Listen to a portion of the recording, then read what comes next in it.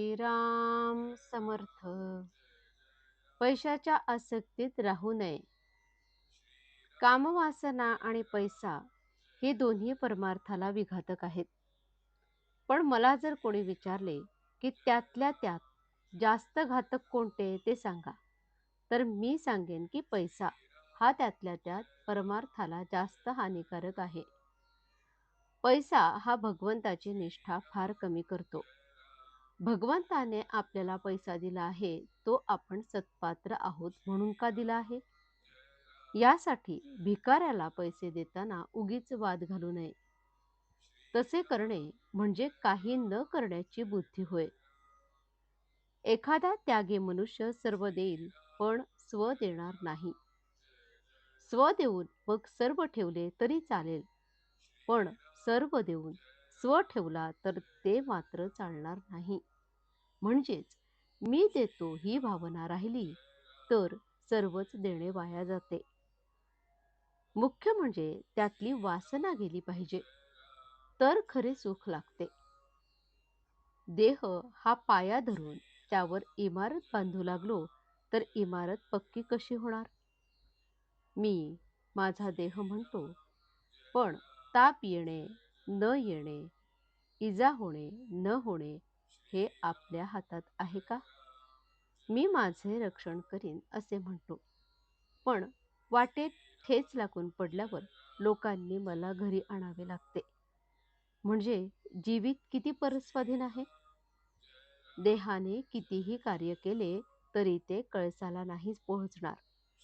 अभिमानाने केलेले कार्य कसे कळसाला पोहोचणार? एक भगवत इच्छेने कार्य केले तरच ते शेवटाला जाते. समर्थांनी देहबुद्धी नष्ट करून रामाचे अधिष्ठान ठेवून कार्य केले, म्हणून त्यांना एवढे कार्य करता आले. जो भगवंताचा झाला त्याचेच कार्य पूर्ण झाले आणि त्यालाच खरे समाधान मिळाले. राजाच्या पोटी असलेले देखील भिकारी होऊन जातात. मग मी संपत्तीचा कुठे गर्व करावा? पैशाने प्रेमात बिघाड येतो आणि अगदी जवळचे नातेवाईक सुद्धा दूर होतात. मी खरे सांगतो, पैशाच्या आसक्तीत तुम्ही राहू नका. ही आसक्ती नाहीशी करण्याचा सोपा उपाय म्हणजे सत्समागम होय. आज खरे संतच कुठे आहेत असे आपण म्हणतो, पण आम्हाला संत भेटावा ही तळमळच खरी लागलेली नसते.